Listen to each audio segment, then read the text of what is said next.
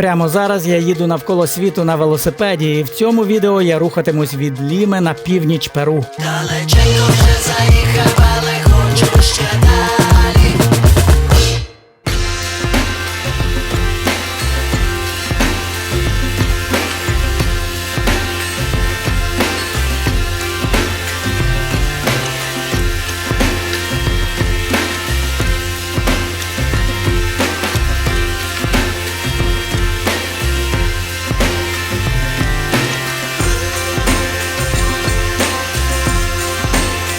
Прибувши до столиці Перу Ліми, я на кілька днів поселяюся у хостелі. Найдешевша опція в цьому хостелі – лише 7 американських доларів. Ось така от 8-місна кімната з двоярусними ліжками. Моє ось тут. Насправді це неймовірно низька ціна, якщо врахувати, що це фактично центр міста. Вон з вікна видно головний стадіон прямо біля нього. До того ж, цей хостел справді популярний серед іноземних туристів. Він має чудові відгуки на Booking.com і на Google. Але ця ціна пояснюється просто тим, що зараз низький сезон, а високий почнеться буквально ось в червні, тобто десь за місяць, може навіть менше.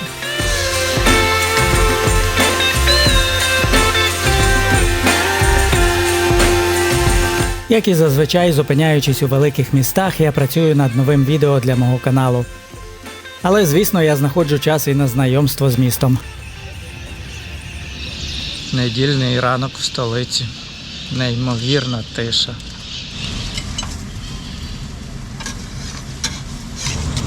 Хоч і неділя, я собі встав за звичним розкладом о 7 годині, але в цей час важко знайти щось поїсти, все практично зачинено, місто спить. Але ось пощастило знайти таку вуличну виїзну точку.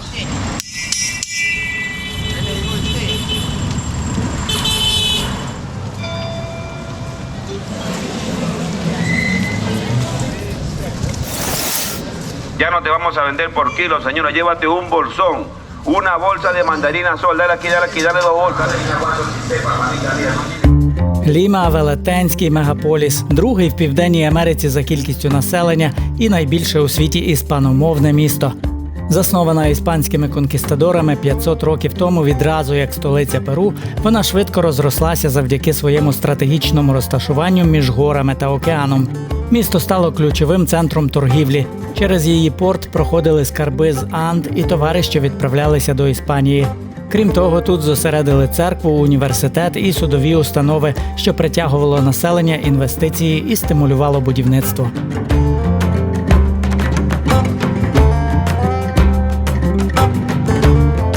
І оскільки я люблю музеї, то зайшов у деякі з них.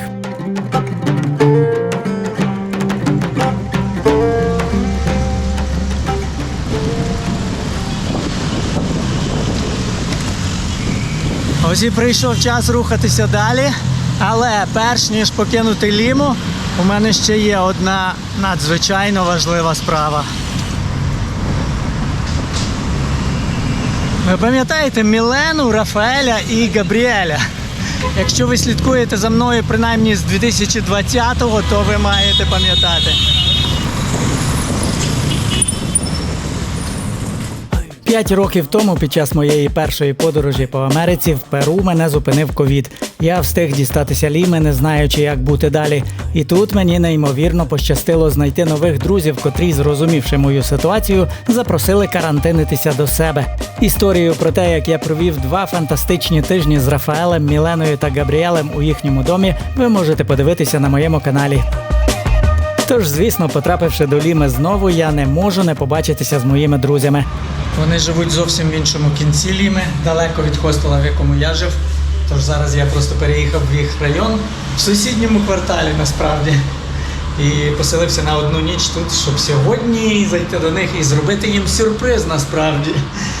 Ну окей, напівсюрприз, тому що вони знають, що я вже в Перу, я подорожую, але вони досі не знають, що я в Лімі і що я прийду прямо сьогодні. 2-спальне ліжко і коштує цей номер так само $7. За вікном прекрасний вид на ремонт дороги. Але я все ж зупинився в цьому трешовому хостелі, в трешовому місті, тому що, по-перше, він і найдешевший, який я знайшов, а по-друге, мені просто іншого і не потрібно на одну ніч. Сьогодні ввечері я йду до моїх друзів, проведу весь вечір з ними, напевно. Ну і завтра зранку просто вирушаю звідси і покидаю Ліму. Так, що ж їм взяти? Цукерки вже взяв. Далі фрукти. Ви не повірите, я вже місяць в Перу, але це лише перший раз в справжньому супермаркеті. Як так сталося? Тому що Перу – це не країна супермаркетів взагалі. Перу – це країна дрібних точечок, малесеньких магазинчиків, вуличних, локальних, виїзних лавочок, але точно не супермаркетів. Їх дуже рідко насправді можна побачити, ось таких справжніх, великих, європейських, і лише у великих містах. Але я не нарікаю взагалі. Тут в Перу немає проблем купити те, що вам потрібно насправді з їжі. Навіть попри брак супермаркетів. Тим часом на дворі вже майже стемніло. Я дуже сподіваюся, що вони вже прийшли додому. Але сюрпризу цього вечора не вийшло. Excuse me, Rafael and Milena not here live? No, aquí. What? No, no viven acá. Ви уявляєте, вони за цей час переїхали, а я про це не знав. Я просто прийшов на те місце, де вони жили 5 років тому, щоб зробити їм сюрприз. А там якийсь інший чоловік відкрив мені і каже, вибач, я не знаю, куди вони переїхали. Вже 2 роки. Ahí al otro lado, de repente. Al otro lado. Ну, але це не проблема насправді. Я просто їм зараз напишу і запитаю, чи можемо ми завтра зустрітись, де вони живуть. Просто сюрпризу вже не буде. Кручу, кручу, кручу, кручу, кручу педалі. Друзі, ви ж не забули задонатити на збір для нашої армії, який я поширюю під кожним моїм відео. Молодці, йдемо далі. Ну що ж, друга спроба на другий день. І знаєте, що найцікавіше? Що їхнє нове помешкання знаходиться тут же, зовсім поруч, як вони сказали, за кілька метрів від старої хати. Тож я йду туди ж знову, там призначили зустріч.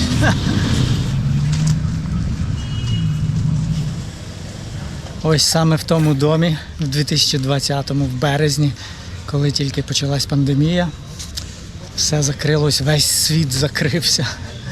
Я провів тут з моїми перуанськими друзями цілих 2 тижні, чи навіть більше, здається. То була велика пригода. А те деревце було тоді, може, метр заввишки. Вау, зараз вище за хату. Та Мілена і Рафаель – це особливі люди в моєму житті. Вони із тих, хто, знаєте, з'являються в вашому житті, і потім ви можете не бачити їх всю решту життя. Але до кінця життя вони залишаються важливими для вас. А, воно не біжать! Біжать мої друзі! You are late! You know you are late! 5 minutes! I'm so sorry, Molo. I'm so Molo. Oh my goodness. Oh, Molo. I'm so happy to see you! I know. It's 5 years! 5 years! Just see. Polo, Oh my God. welcome. Рафаель, це Рафаель, Welcome, а це Мілена. Say hi. Where is Gabo? Gabo está is viniendo. go. It's coming. Ah, coming. All right. Welcome, Volodymyr. Yes, come on. А ось і новий будинок моїх друзів. Вау. To second to floor. Second. Second floor. Come on. Welcome to my house. Wow. So nice. Bicycle. Bicycle is every day. Aquí están los 4 de Liverpool. Look, Paul McCartney. Ви подивіться, як малює Габріель, син Мілени. І він великий фанат The Beatles. Sí, Paul es muy fanático de los Beatles. No, nos vamos al aeropuerto, nos vamos a ver a Paul. Lo llevé a ver a Paul y tengo registrado Gabriel conociendo a Paul McCartney cara a cara. Really? Face to face, yes. In the Where? car. In the car. In the airport. In Lima? Lima. In- Gabriel. Paul. Mira, Paul McCartney. Wow. Sí, mira, y ahí está Gabriel, con su pola del Conta Concert. ¿Viste a Paul? Gabriel estaba very happy. Ay, chao. Mira, Yeah, the same. do you remember? In my video. I know, aquí está. Незабаром до нас приєднується Габріель. Габо, you're so big. Hello, hello. Hi. А також тато Мілени. Hello, I'm Volo. Nice to meet you. Su abuelito de Gabriel, presenta a tu abuelito. Afuera de la policía de acá de Ingunza. Y los policías lo votaron. Дивимось зараз по телевізору саме той момент нашої зустрічі 5 років тому, коли я ночував десь тут поруч біля поліцейського відділку, і до мене підійшли Мілена і Рафаель. Ajá. Es un petit, chiquito, pero con mucho la flaca. Ay, muchas gracias. Oh my gosh. Ahí también le faltaba sin pelo. Доволі, тому що саме завдяки їм мій перуанський карантин О, перетворився lindo. на найкращий з усіх можливих варіантів, які я тільки міг уявити.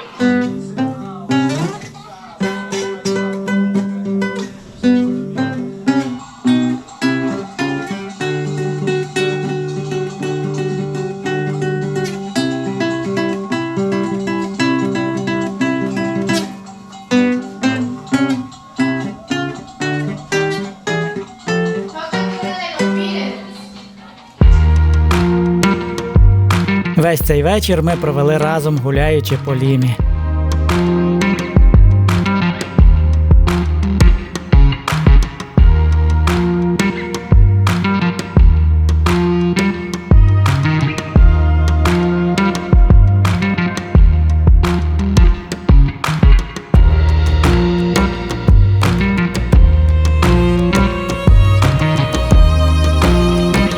А зараз час перуанської кухні. Ну, курка в Перу – це просто закон, без цього ніяк, жодна страва не обходиться. Ну, майже жодна. І ось ця, наприклад, страва, вона солодка. Це куряче м'ясо, курятина, якось воно там засмажено, приготовлено по-особливому і в солодкому соусі. Як на мене, воно навіть не смакує як м'ясо, але насправді це м'ясо курки. Реально курка з варенням. Далеченько вже заїхав, але хочу ще далі. Наступного ранку я попрощався з моїми друзями та з Лімою і вирушив далі за своїм маршрутом на північ. Я обожнюю атмосферу, котра зараз в Лімі. Справа в тому, що наближається вже тропічна зима, починаючи з червня. І це пора, коли немає спекотних днів, іноді навіть сонце не визирає. Тобто переважно це ось таке от тумани, небо затягнуте, немає спеки, але і холоду немає, і дощів немає. Тобто це насправді перфектний час для веломандрів. Ну, звісно, в різних частинах світу тропічна зима буває дуже різною. Навіть тут в Перу, наприклад, в Амазонії, це зовсім інакше, ніж тут на узбережжі Тихого океану.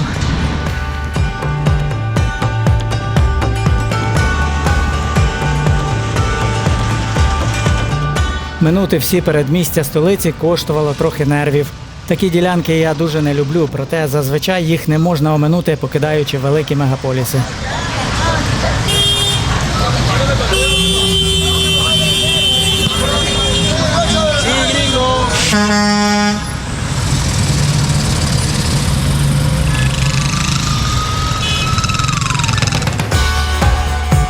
Але за кілька десятків кілометрів переді мною знову відкривається спокійний напівпустельний простір прибережної частини Перу.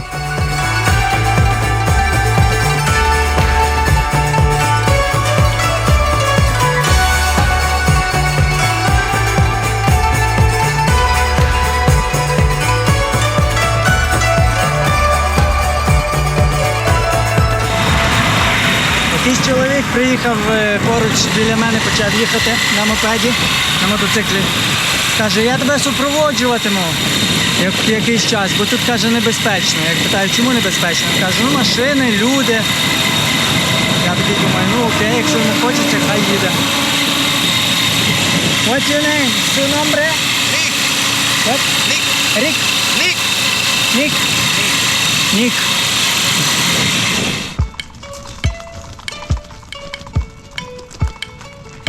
Сьогодні мені пощастило з ночівлею, я проїжджав якесь чергове маленьке містечко, навіть не знаю, як воно називається. Просто зайшов в магазин купити дещо на вечерю, перекусити. І думаю, дай запитаю, може таке трапляється, що в людей є місце для того, щоб поставити мій намет. І я запитав, вони кажуть, так, в нас є таке місце, відкривають мені двір, тут така от велетенська територія, ось якісь ось такі от напівприміщення. Мені сказали, так, без проблем можеш тут у нас ночувати, навіть туалет показали. Я питаю, чи повинен я щось за це заплатити? Ні, абсолютно. Ось так от класно.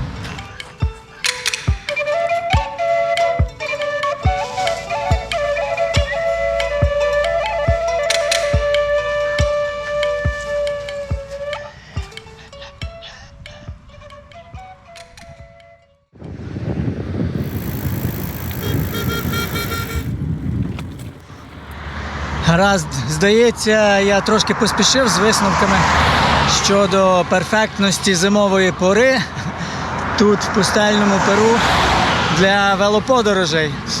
Воно то з одного боку наче файно, що не спекотно і не холодно.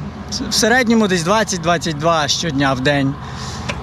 Але з іншого боку, от трошки от наганяє нудьгу і таку печальку, ця хмарність. Ці тумани, ця імла, і ти почуваєшся радше як у Фінляндії, а не десь в тропіках, наближаючись до екватора. Ну, ви знаєте, яка то людська натура. Коли світить сонечко, ми нарікаємо, о, яка спека, та скільки ж можна, коли вже та осінь настане. А як сонце зникає на кілька днів, ми такі, о, сонечко вийде, ну обійми мене, зігрій. Десь так приблизно і в мене. Туман яром, туман долиною, туман яром, туман долиною.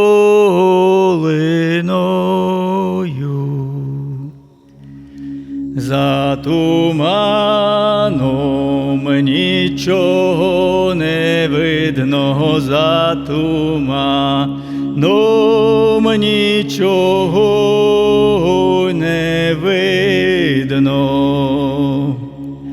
тільки видно дуба зеленого, тільки видно дуба зеленого.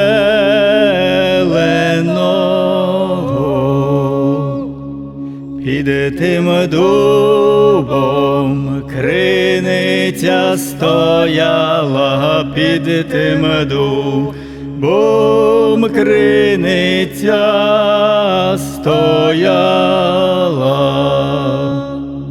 В тій криниці дівка воду брала, в тій криниці дівка воду брала.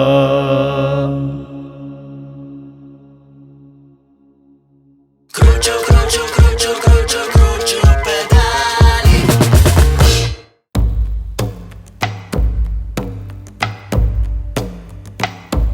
А ще тут, на жаль, з'явилася і негативна особливість, яка присутня в усьому північному Перу. Неймовірна засміченість практично усюди. Напевно, це найбрудніший регіон, який я проїжджав у цій подорожі, навіть порівняно з африканськими країнами.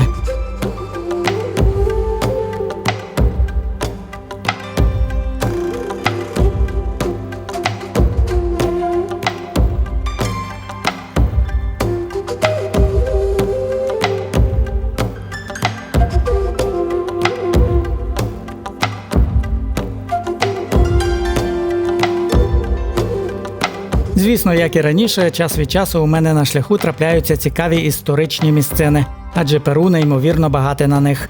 Щоправда, не завжди туди легко потрапити. Para pasar a la fortaleza hay un puentecito. Está en peligro. Пелігро? Ajá. Por eso que no pueden entrar. Проте варто було розповісти панові охоронцеві, що я приїхав з України на велосипеді, аби побачити це місце, як він вже запрошує мене усередину і проводить до об'єкта. ¿Ve? Ese puente, ve. El puente, este. Показує мені чоловік тут небезпечні місця, Ajá. щоб я їх уникав. І каже, взагалі безкоштовний вхід, але зараз не рекомендується туди заходити. Але каже, ти можеш піти, але вся відповідальність, ти береш її на себе. Subes. Окей. Te vas así, todo arriba.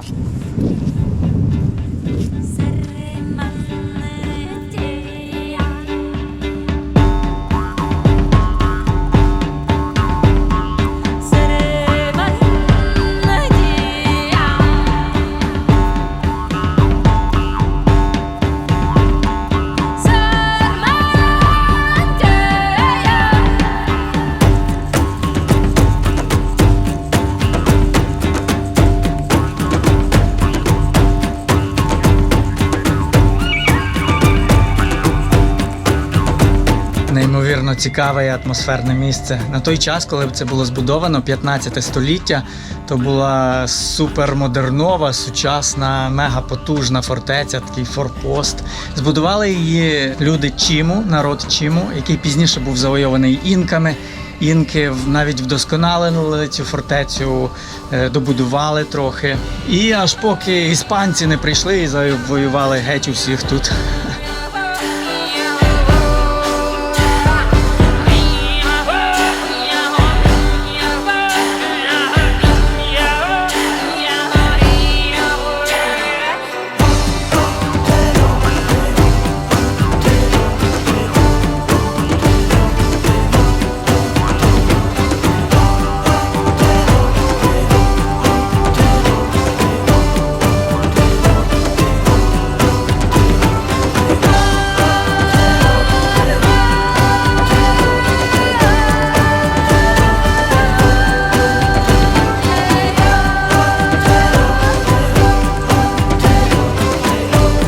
Також цікавий факт, коли Пісарро зі своїм малесеньким загоном головорізів розбив 5000-ну армію Атауальпи, останнього імператора інків, і захопив його в полон.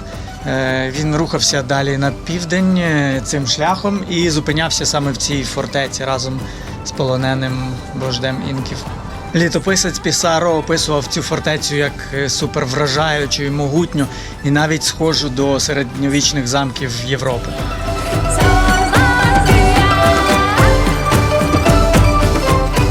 Але оці повсюдні написи – це зовсім не клинописи давніх інків. Це письмена сучасних диких туристів. Вони ж бо освічені, можуть пописати усюди.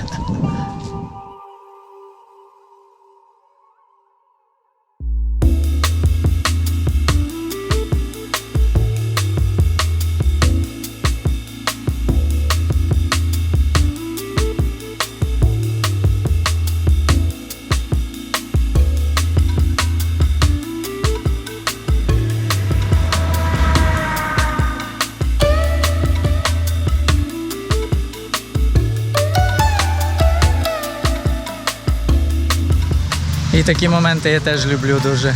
Приїжджаєш в маленьке глухе село, вечеряєш смачною їжею тутешньою. Потім підходиш в центральний скверик, запитуєш в поліції, чи можу я тут ночувати в моєму наметі. І мені зі 100% впевненістю, так наче це дуже-дуже звична справа, тут кажуть, звісно, став намет і ночуй.